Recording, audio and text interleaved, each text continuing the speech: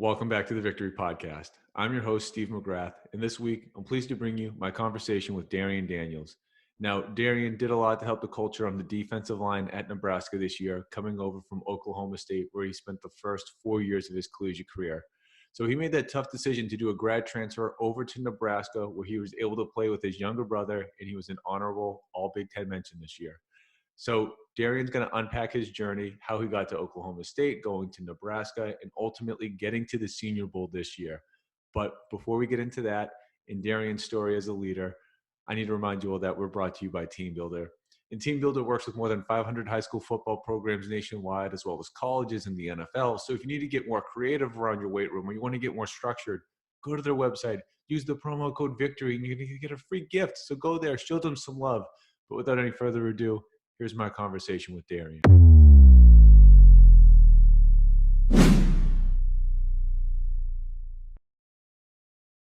All right, I am pleased to tell everyone that on the line, I am now joined by former college football player Darrion Daniels. Darrion, how are you doing tonight? Doing pretty good. How about yourself? I'm doing great, and I know, of course, you're getting ready for the Senior Bowl, but still being called the former college athlete, the former Nebraska Cornhusker, has it sunk in yet that those days are over and there's only big things coming? It's starting to hit me. It's hitting me very slowly, but I'm still waiting on. I guess when it's really time for like spring ball to hit, and then I'm seeing my brother, and I'm seeing my old teammates get back into it. I think that's when it's going to hit me that I'm officially done with college football. So you mentioned your brother in spring ball, and I can only imagine what that's going to be like. But as I was digging into your story, and I saw this Nebraska Cornhusker was going to be playing the Senior Bowl, I realized that you spent the first 4 years of your college career at Oklahoma State. So can you just, from the top here, just unpack what that decision was like? Because you get hurt your senior year, and you have a decision to make, and ultimately you make a hard choice, or what I would imagine is a hard choice, and you leave Oklahoma State to go to Nebraska to ultimately play with your brother. But how did you come to that decision, man? I'm sure you just had so many things going through your head. Yeah, it was a lot, and actually my intention, I had every intent to stay at Oklahoma State. It wasn't until I had a conversation with my brother when he planted the seed in my head to make that decision to leave. I was all Oklahoma State, and then like I made so many friendships, and I built so many bridges at the university, and just one. That's one aspect of college football I never had the opportunity to have, was to play alongside of my brother. And when the thought occurred and I began to really, really consider it, I opened up to a lot of my teammates about it, and they all was on board with it. They were just like, you know what, Darrion, that's a once in a lifetime opportunity. It's something that you actually can't pass up. And me being, the leader I was at the school, they all understood, and they kind of pushed me into the direction to where, I had no choice but to go and play with my brother. They were so supportive and so understanding, and they wanted me to, they said I've done so much for them, and it's the least that they can do is to not put the burden on me, to leave. That's awesome to have such a positive and supportive reaction to essentially saying that you're going to, walk away, but for good reason. I mean, that's all that you can really ask for, right? And to have that opportunity to play with your brother. I mean, there's a very good chance that never happens again. I mean, just the odds are so small. So what was it like the first time you got to put on pads next to him? It was I don't know. It was kind of weird, just because I'm so used to seeing him as little brother. He's always been little brother, and it's like when you put pads on, there's no hierarchy.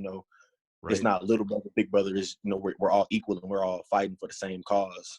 And it was kind of weird because I'm always the one critiquing him, and there are aspects playing with him. I've noticed that there are aspects of the game that he's better than me at, and I'm better than him at. So the one that he's better than me at, he got to correcting me and giving me tips. And it was a different it was different, taking advice from my younger brother and him helping me in a way that I usually help him. So it was a good experience, and an experience I felt like I needed to help elevate my game. Yeah, and I mean, it sounds like you had no problem putting your ego aside to sort of So, learn, from your younger brother who you always thought of as your younger brother. But did you ever have that sort of moment where, maybe going one-on-one in a drill where you're like, should I go easier because he's my brother, or do I need to go extra hard because he's my brother? oh, never ease up, never ease up, never, never, because I know I'm doing him a disservice if I was to ease up in any type of way, and it's kind of something that went along with the whole D line in Nebraska. My main focus at Nebraska was to help elevate my game and my brother's game. And hello? Hey. Oh, I'm sorry. Yeah. So the my whole motivation was to focus on my brother and kind of help elevate his game to where he's in a better position when he gets to the position I'm in right now. And I was just very hard on him. I was always paying attention to every little detail. If his step was too wide, fix his step. If his step was too short, I tell him make it longer. If his pass was too high, I was always on him for every little detail. And the same thing happened to me. Every time I would mess up, he would always get on me about it. And it became a thing in the D-line room at Nebraska that everybody was comfortable to call out somebody else. So it was just something that happened on the D-line. So it went from my brother calling me out to another freshman calling me out, and then another classman calling out somebody else. So it was just we all just in the D-line room just held each other accountable. And I think that had a lot to do with me and my brother holding each other accountable and not taking it easy on each other. And that's awesome. So this kind of goes into a bigger question that I wanted to ask you when it comes to Coach Frost. And obviously the success that he had at UCF before coming over was unquestioned. And I know you only had 1 year with him. It's not like he originally recruited you. But from your experience with him, what is it about him as a leader and a coach that you see why, excuse me, he's been so successful in? How do you see the future of Nebraska over the next couple of years? I can almost guarantee you that they'll be in a bowl game. They'll be in a bowl game next year, and I can almost guarantee you that following year they'll be in contention for the Big Ten championship. Just Coach Frost, he's very relaxed. One thing he has to say before every single game is pressure is what you feel when you don't know what you're doing, but I don't feel pressure because I know what I'm doing. And I can see that that being in him like every day. When things go wrong on the sideline, he's never the one to be panicking. If things are going sideways, I can always look to him, and if my coach calm, it makes me calm. So as a leader, one thing he also does is he's just very trustworthy. He's always giving a lot of trust, and he likes to give everybody, as many opportunities as possible to help, them achieve, everything they want to achieve. And I think that's going to play a huge role in why Nebraska is going to be successful in the future. He's not afraid to put a freshman in. If that means, if he's throwing a freshman in just to grind some of the gears of upperclassmen, but just to give him an opportunity to let him know that you work hard, you're gonna get paid for it. Yeah, right. Now, before I really want to get to the story of how you actually get there, but before we jump into that, you had the opportunity to play for not just him, but Coach Gundy. Two iconic might be overstating it, but two of the more premier names in the entire landscape, and so few college athletes can say that. From your experience, how does Coach Frost compare against Coach Gundy in terms of like strengths, weaknesses, what you liked? One thing I can say about Coach Gundy, he's more of a manager as far as operating.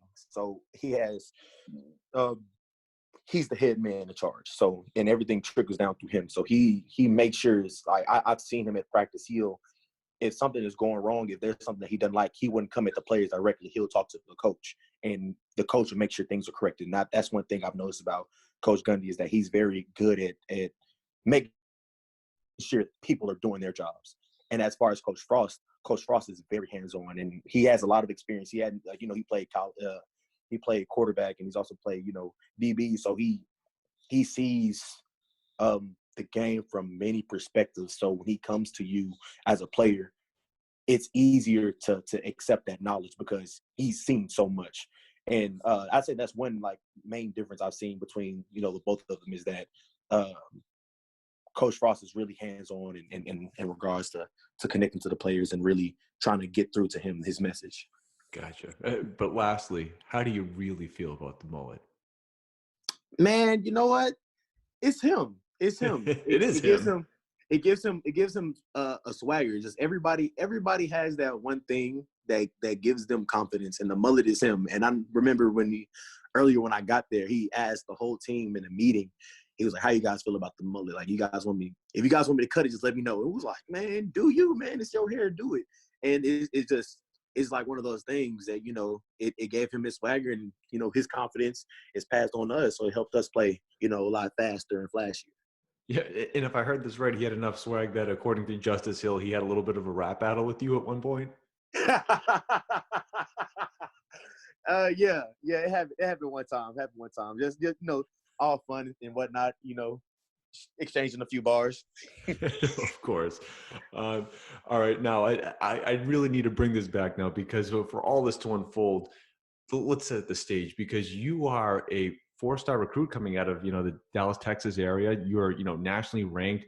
You had your pick of schools, like every major school, it seemed like, you know, LSU, Ohio State, Oklahoma, and of course, Texas A&M. You know, ultimately, how does this path to Oklahoma State unfold? You know, why them? I just felt like there was more opportunity for me there. I'm not one to shy away from competition. I feel as if I'm a bet on myself 10 times out of 10. You know, I felt like I personally feel like I could have walked into any organization and been as influential and as you know, and as dominant as a player in the organization. But what drew me to Oklahoma State was the immediate opportunities that I saw. I knew they were kind of thin on the D line, and I knew that there was an opportunity for me to go in there and get some early playing time.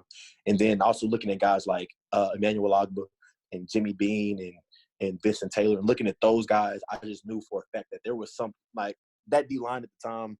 I feel like they don't get enough credit for what they did for the Oklahoma State defense. They were just phenomenal, and all of them, I've learned something from every single one of them. So I just knew, like, me going in and playing under them, I'll be able to help contribute, but also learn a lot at the same time.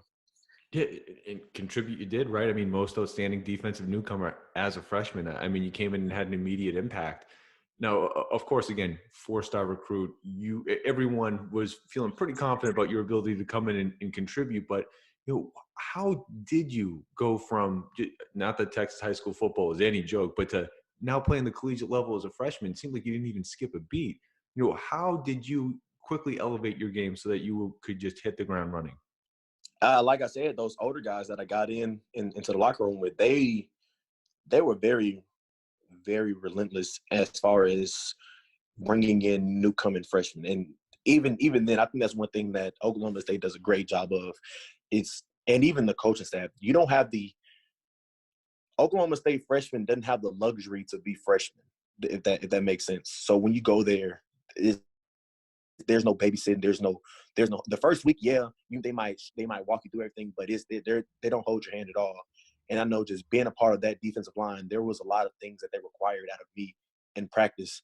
And if my teammates weren't comfortable with me playing on the field with them, that was something that could be, you know, relayed on to coach, and my coach could see the chemistry and whatnot. And like I said, those older guys, I remember just one time in practice, offensive lineman got a little extra shove at the end of the play, and Vincent grabs me and just like, "Hey man, he ever do something like that to you? You put him on his back."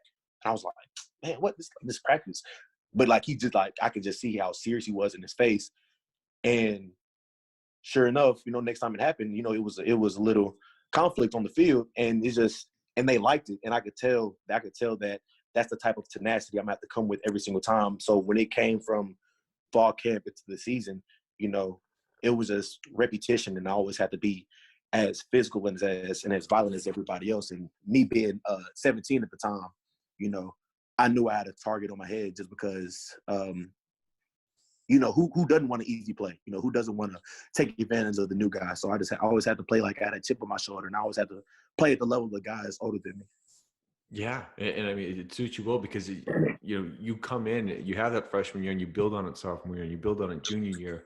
But I actually wanted to just take it one step back because I forgot to mention that you're a shot putter, and I believe you were like a runner-up, a state runner-up in Texas. So you weren't just doing it, but you're very good at it.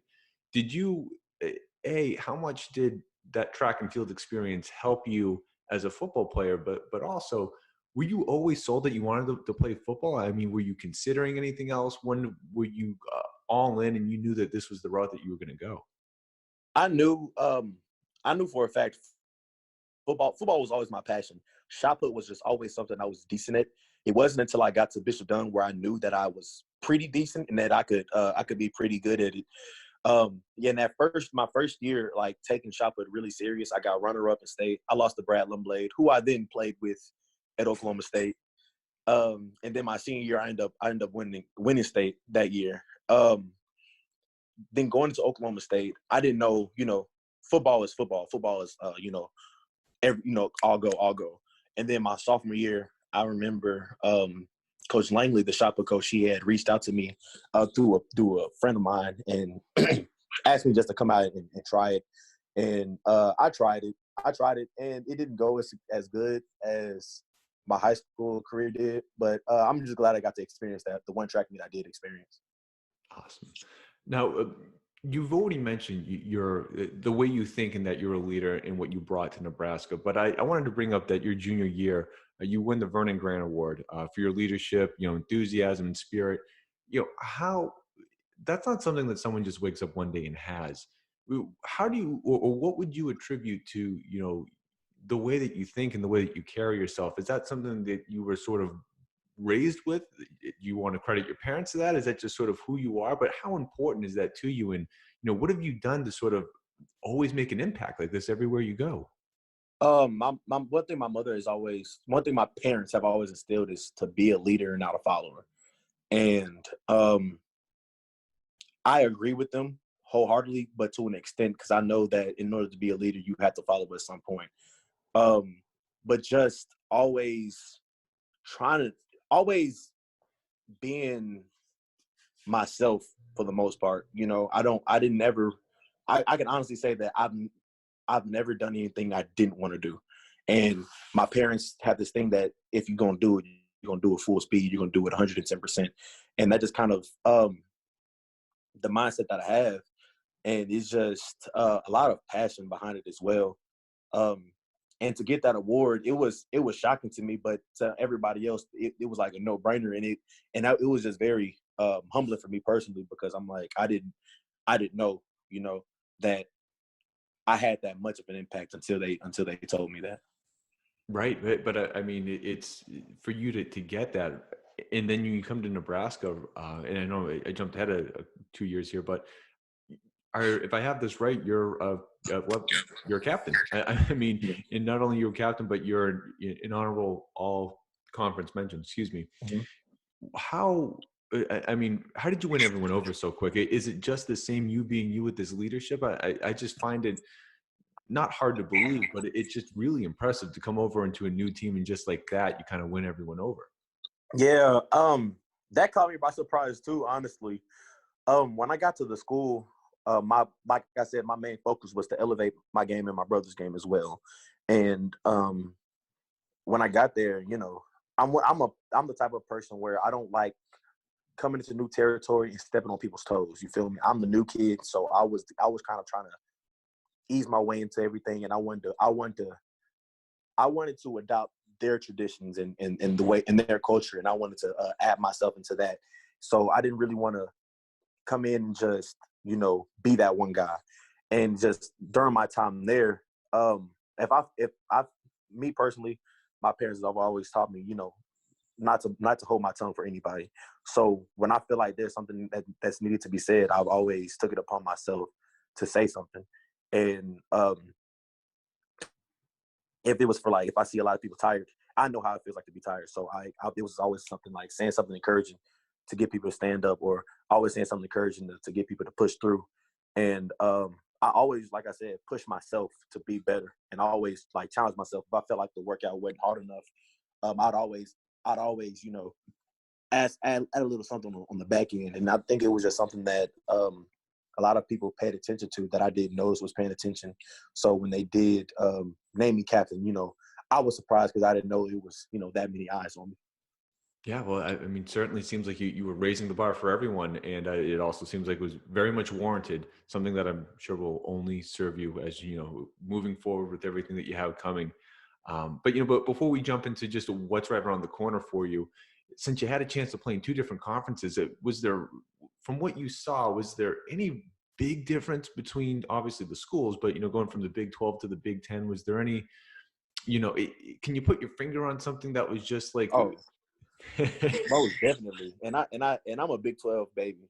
I grew up watching the Big 12, so I'm a ride for the Big 12. You know, no matter what. And playing in the Big 10, it kind of gives me, I'm gonna say, more ammunition and more knowledge to when I can defend the Yeah. Big 12. There's a huge narrative that the Big 12 teams aren't the greatest at defense, and it's easy to say that when there's only, you know, a certain amount of series you play in a game, a certain amount of series you play. And I know the Big 12 for a fact. I know for a fact I couldn't have played at the way I played it in Nebraska at Oklahoma State. Just the tempo is so much faster. Your reads is so much faster, and it's just really the Big 12. Everything is just a lot faster. Wow. And in the Big 10, everything is very strategic, and everything is very and coaches take their time in the Big Ten to you know, drop the right play and set up plays. And that's one thing that's the biggest difference, I believe. You know, Big Ten is more like chess, and the Big 12 is more like basketball, where you just, like, you know, keep shooting, and the person, you know, to slow somebody else down the fastest is usually the winner. Yeah, right. Mm-hmm. Now, from what I saw, at least when you got your interception this year, which, by the way, kudos for that. Not very I many appreciate it. big men get that. But you kind of lined up at nose there. So do you have a real preference, you know, being like a 3-4 defensive tackle versus a 4-3? Man, I don't. I played in I kind of played it all. At Oklahoma State, when I first got there, I played the three technique and the shade and the 4-man front. When Coach Knowles got there,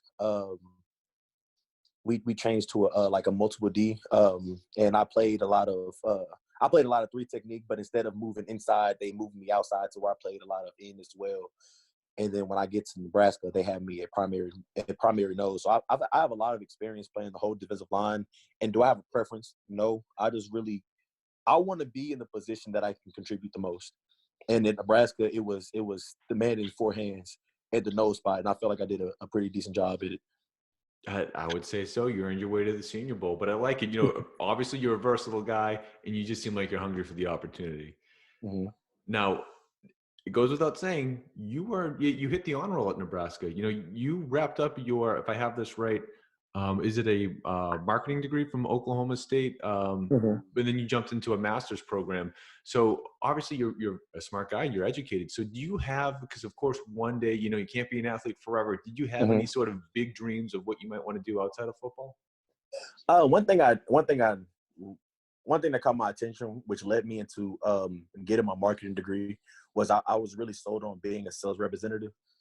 And as time went on, and I started to realize my passion for football was, you know, it was getting a lot stronger and stronger. I knew that I couldn't work behind a desk, and I also knew that I always want to be a part of sports, and I always want to be a part of football. But when, like, in regards to like my education, I want to obtain as much knowledge as I can about, you know, the real world, to where I can translate that to athletes. Because, you know, there's a lot of athletes aren't dumb, and this is one thing I learned: a lot of athletes aren't dumb. You just have to rephrase a lot of things for them. You feel me? And it's one. And I noticed, like, during my time, once you rephrase to somebody, you can start to, in a way that they can understand it. You can start to really open their eyes, and they can, you know, and it helps them out, you know, in regards to like understanding things a lot more in being effective in their own, in fact, you know, using that instead of their own game in their own life. So just like me using my education, I want to be a coach, But and I know just playing football, that's I feel like that's kind of enough experience to get into that career field. But if there's any type of way where like I have a change of heart, I also want to have the education and the credentials in order to take that step into the agent field to help, help football players off the field as well as on the field. Definitely. And I think you're well on your way to establishing that foundation, and who only knows, what the future has in store and everything that's going to happen. And speaking of which, we've already mentioned the Senior Bowl a couple times. You're going to get your chance to showcase your talents against, the best seniors in the country. But just looking past that, because that opportunity is what it is. How much are you preparing, for the combine and just the draft itself? Have you given any thought to what you want to do? There's just so many things that are going to be coming at you the next couple months. Like, have you wrapped your head around just sort of like what you want to do at each step of the way? Or do you just kind of have to take it as it comes? I'm just taking it as it comes. I just noticed. So I made this promise to myself my last year at Oklahoma State when I got hurt. I kind of felt like that year I was really pressing and rushing for a lot of things because I knew that was my last year.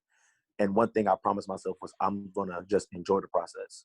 And I think I enjoyed my last year in Nebraska so much because I didn't press for anything. I just kind of enjoyed everything. And that's kind of what I'm doing right now. Every workout I do, I'm just enjoying the process. Every time I'm tired, I'm just enjoying it because my days are limited as an athlete, and especially as a defensive lineman, it's very limited. So I just want to just embrace it and really enjoy it because these are the days, in a decade from now, I'm going to be wishing I had back. Oh, of course. Yeah. And thankfully you already have that perspective. So I'm sure that you're not going to have any of those regrets at the end of the line. Mm-hmm. Now, Darrion, the way that I always wrapped up the podcast is a little thing that I call the Gauntlet. So I have a couple of quick hitter questions. I need to know, what is your knee-jerk reaction? What's most important? Is it having the number one offense or the number one defense? The number one defense. You can't win a game without scoring. Yep, 100% agree. Yeah. Now, do you have a pregame ritual? Do I have a pregame ritual? Yes and no. It's just two things that I have to do before a game. Is I have a stretch that I have a stretch routine that I have to do before every single game, and I do my stretch routine every single time. And there's a playlist that I listen to, and I have to listen to at least 4 songs on that playlist. And if I listen to those 4 songs, I'll be in the right mindset and I'll be in the right zone to go play. I love it. That's pretty standard pregame ritual stuff right there. Nothing crazy. Mm-hmm. Now, I need to ask you to give a little bit of props here. So whether it's Nebraska or Oklahoma State, who would you say, if you could name just one person as the most talented guy that you had played with thus far? Ooh, most talented. Outside of yourself, of course. That's kind of challenging. Let me think.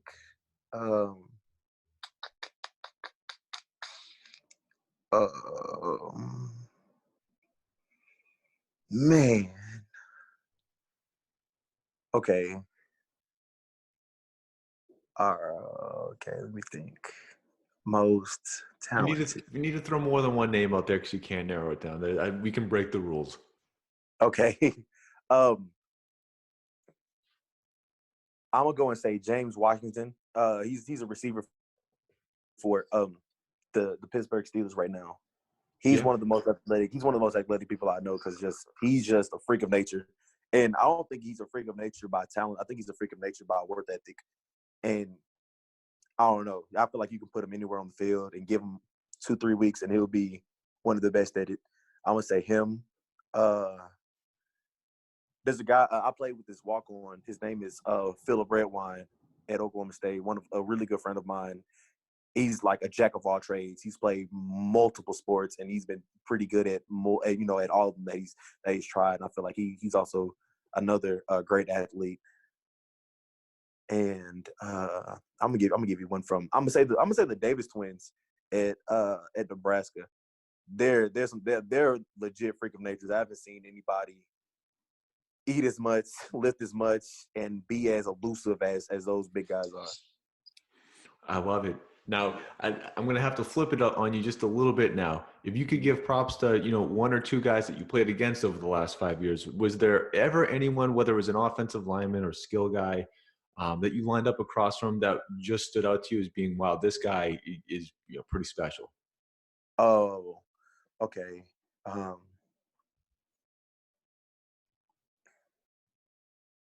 All right. So I forget his name. But he was a freshman at Texas Tech my junior year. I want to say his last name is Anderson, offensive lineman. I'm not completely for sure. He's gonna be something. I personally feel like he's gonna be something special because he never turned like I target him every single play. Like I said, when you see freshmen on the scouting report, you just want to target him the whole time and the whole game. And the whole game, I was like coming at him, and he got me on a few of them, but for the most part, he never backed down. And I could see, and I even noticed like watching film when I played him that following year, how he's gotten better. He was pretty solid. Awesome. And, sorry, I didn't mean to cut you off there. Did you have anyone else? You good. Yeah, it was a running back. It was a running back from Illinois. I couldn't tell you his name either. I think it was like number 2. It was a single digit number. I don't know. I don't know if he was just, like I said, his tenacity and how hard he ran. And I yanked his face mask on one play pretty badly. And it was just funny because like the way he took it, it was like, anybody else would be like, they'll be like really mad or really upset. But he was all like, good face mask. I'm coming back at you though. I'm like, wow. So it was like, it really stuck out to me. Yeah. Oh, we're going to have to pull the film on that one. All right. So what's most important? Is it the players or is it the scheme? It's the players. With the right players, you can make any scheme work. Without hesitation. I like the confidence. All right. So Darrion, I got one last one for you. I think it's the most important one. Considering everything that you've been through to this point, what is the single best piece of advice that you would give to a young athlete right now?